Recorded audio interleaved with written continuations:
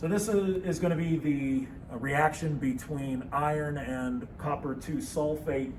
To begin with, I'm going to need to take the mass of a little less than 2 grams of iron filings here. You can see those iron filings in this weigh boat. I'm going to put a weigh boat on my digital balance. I'll zero it first. I'll put the the weigh boat on.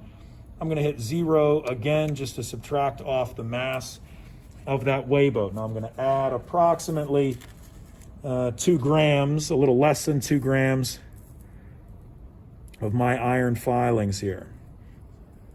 1, and I'll try to get to about 1.75 grams. That's about right there. We make sure to record the actual mass of iron filings that's used, in this case 1.74 grams. I'm going to put that into a beaker here that's going to serve as my reaction vessel. Try to get as much of the iron filings in there as possible. And then I'm going to measure approximately about 50 milliliters of this copper sulfate solution. I'll add this to my graduated cylinder. Again, graduated cylinder being used to accurately measure the volume of a liquid.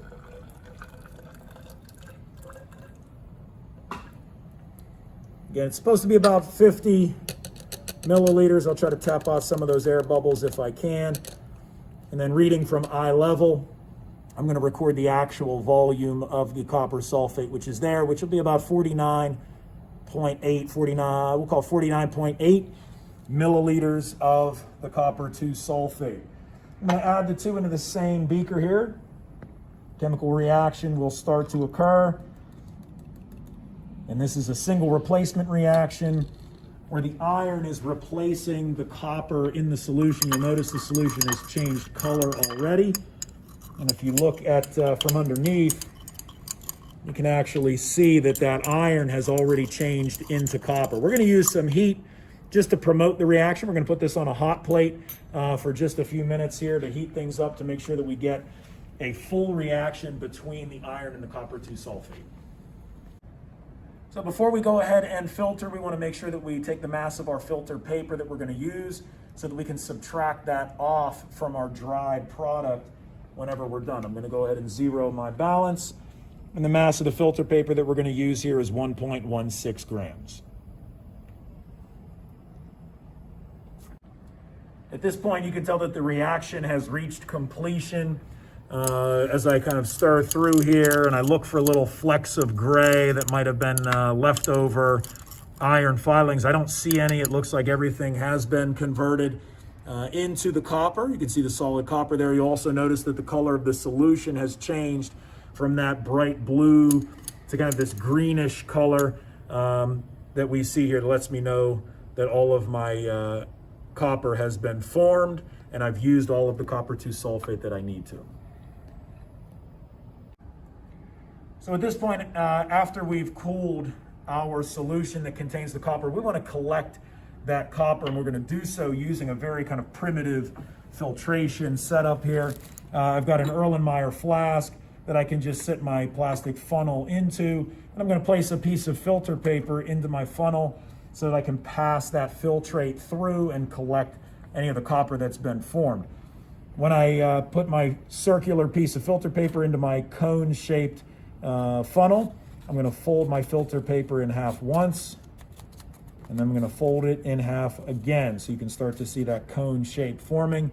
I've got 4 different layers of paper here. I'm going to take 3 of those layers and put them on one side, and I'm going to take 1 layer and put it on the other so that it sits nicely in here. To make sure that it sticks, I'm going to grab my squirt bottle with some distilled water in it, just give it a quick shot of distilled water, press that down in there, and again, it's going to stay inside, and I'm ready for my filtration.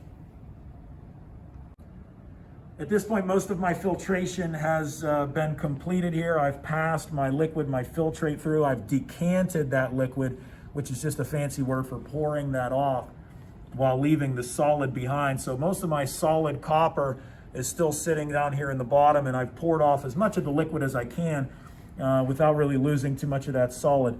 When I have some of this liquid left behind, I'm going to give it a little bit of a swirl here, and I'm going to try to get as much of that solid into my filter paper as possible. But inevitably, there's going to be some that's all stuck to the side here. Easy way to get this out is by using the angled head of my squirt bottle. If I take the beaker and I hold it inverted over top of my filter paper, the angled head of my squirt bottle is going to allow me to squirt some water up in here, and it knocks down a lot of that collected product into my filter paper. So if I continue to do that, I should be able to get just about all of my copper out of the beaker and into my filter paper.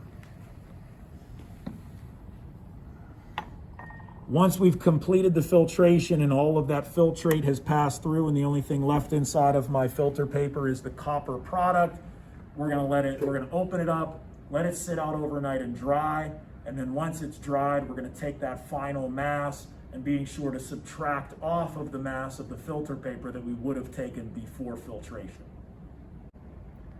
Once the filtration is completed, you see we've collected all of our filtrate down here in our Erlenmeyer flask. We're left with just our wet copper product, and we want that to dry overnight. So I'm going to remove this from my funnel, and then I've got a piece of paper towel here labeled with the members of my group so that we can open this up. We want to expose as much of this as we can to the air, just to let that product dry overnight.